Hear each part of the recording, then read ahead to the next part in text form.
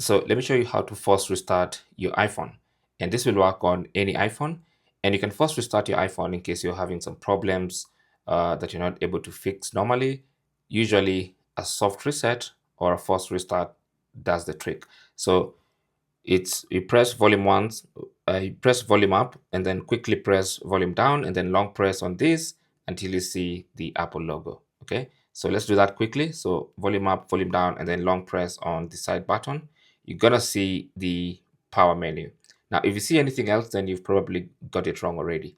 But once you see the power menu, then you know you're in business. So just keep holding. The screen will go off, and then you're just waiting now for that Apple logo, and then you can let go and allow the iPhone to boot right back up. And that is basically how to force restart any iPhone.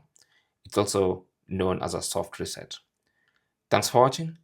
Don't forget to like and subscribe, and good luck.